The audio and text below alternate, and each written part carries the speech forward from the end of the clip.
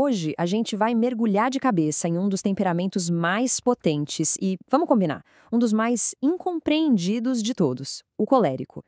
Nessa análise, a gente vai tentar entender o que faz dele essa verdadeira força da natureza. Peraí, como assim? Parece uma contradição, né? Como é que a mesma força que empurra o mundo para frente pode ser também a sua pior maldição? Bom, é exatamente esse quebra-cabeça que a gente começa a montar agora. Para começar a entender o colérico, o ponto de partida é o elemento clássico dele, o fogo. Um fogo que se expande, que é quente, seco. Essa imagem já dá a primeira grande pista sobre as características centrais desse temperamento. Se a gente tivesse que resumir a reação emocional de um colérico em só 3 palavras, seriam essas: rápida, intensa e duradoura. Guarde bem isso, porque essa é a chave. É tipo a assinatura que define o modo como ele opera no mundo. Vamos ver como isso funciona na prática? O que é realmente fascinante aqui é a combinação.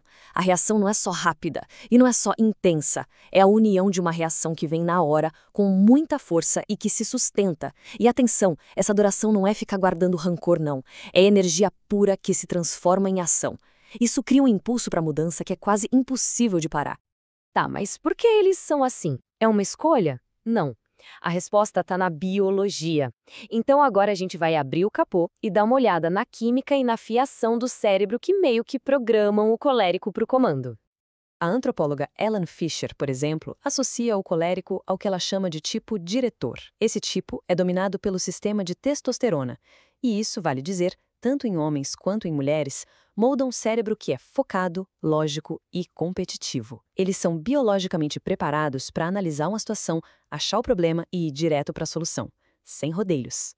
Isso se encaixa perfeitamente com outra teoria, a de Hans Eysenck. O cérebro do colérico é por natureza extrovertido, ou seja, tem baixa excitação cortical. Pensa assim, ele está sempre meio entediado biologicamente falando. Por isso, ele não apenas gosta de desafio e pressão, ele precisa disso para funcionar no seu nível máximo. A calmaria para ele é quase um desperdício de potencial cerebral. Juntando tudo isso, qual é o resultado? A gente tem um cérebro teleológico. É uma palavra diferente para dizer algo simples. Ele é orientado a um fim, a um objetivo. Ele enxerga o mundo de forma linear, prática, sempre mirando no alvo. E as nuances emocionais, os detalhes que não ajudam a chegar lá, o cérebro dele simplesmente filtra, descarta como se fosse um ruído. É um sistema operacional de pura eficiência.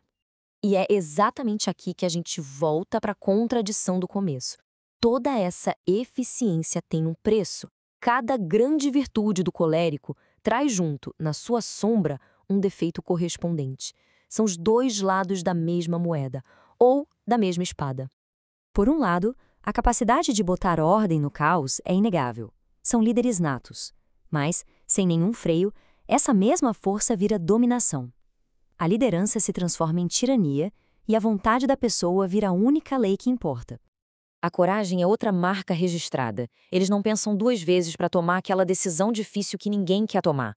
Só que essa força toda pode virar uma impaciência brutal, uma insensibilidade que atropela os sentimentos das pessoas em nome da eficiência. Simplesmente não há tempo para o drama. E aquela autoconfiança do colérico pode ser magnética, inspiradora.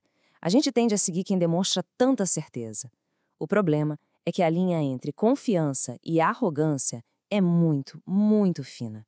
E quando essa linha é cruzada, a pessoa se torna incapaz de admitir erros, achando que o seu jeito é o único jeito certo. A soberba se torna seu maior inimigo. Ok, já entendemos a teoria. Mas como é que tudo isso aparece no mundo real?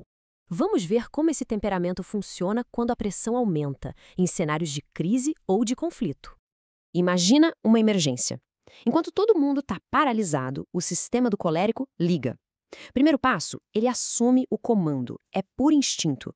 Segundo, ele toma decisões, na hora, mesmo sem ter todas as informações. E terceiro, todo o foco vai para uma única coisa, resolver o problema.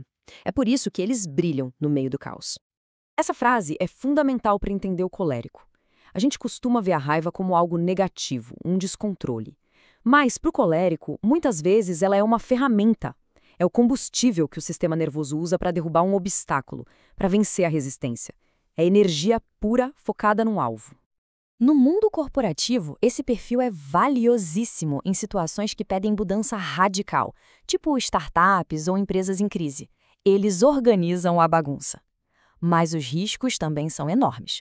A mesma intensidade que salva a companhia pode criar um ambiente de trabalho tóxico, e aí a rotatividade de funcionários, especialmente os mais sensíveis, vai lá para cima. Então quer dizer que o colérico está fadado a ser essa força meio construtiva, meio destrutiva para sempre? Não, de jeito nenhum. E aqui a gente entra na parte talvez mais importante de todas, a diferença crucial entre temperamento e caráter. Essa metáfora é simplesmente perfeita. O temperamento é o bloco de mármore, a matéria-prima com a qual a gente nasce. Não dá para mudar a pedra. Mas o caráter é a escultura que a gente faz nessa pedra, com esforço, com virtude, com autoconhecimento. A biologia não é o nosso destino final. E aqui está o retrato de um colérico que trabalhou seu caráter, o colérico maduro. A liderança dele não é mais sobre dominar, é sobre servir. A sua força é usada para proteger, não para oprimir. Ele aprende a virtude da humildade, aprende a ouvir. A empatia, que não é natural para ele, é desenvolvida com esforço. E aquela imensa vontade de poder se transforma numa vontade ainda maior de fazer o bem. No fim, a gente volta para essa pergunta. O temperamento colérico é como fogo, uma força da natureza poderosa. Ele pode tanto construir civilizações quanto reduzir tudo a cinzas. A direção que esse fogo vai tomar, isso não está no temperamento, mas sim na escultura do caráter. A escolha, no final das contas, é o que define tudo.